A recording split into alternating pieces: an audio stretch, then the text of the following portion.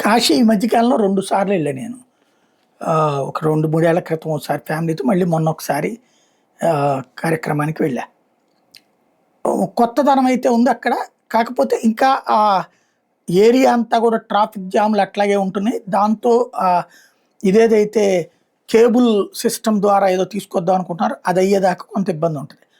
అది ఒక ఎత్తు. బట్ కొత్తదనానికి అక్కడ ఘాట్లే చూస్తుండం. ఇదే కాకుండా 130 అడుగుల అతి పెద్దదైనటువంటి శివలింగాన్ని ఇన్‌స్టాల్ చేశారు.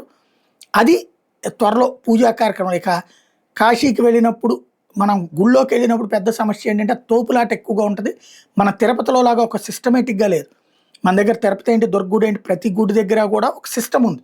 లోపల గర్భగుడి దగ్గర తొక్కుకోవడం, తోసుకోవడం అనేటటువంటిది కొంత ఉన్నా కూడా కంట్రోల్ చేస్తారు. అక్కడ అట్లాంటిది లేదు. పెద్ద సమస్యగా ఉంటుంది. ఎవరి ప్రాణాలు ఆళ్ళే చూసుకోవాల్సినటువంటి పరిస్థితి. అట్టని సందులో ఒకవేళ సరిగ్గా దర్శనం జరగకపోతే ఇక్కడ చూసుకుంటారు ఇక.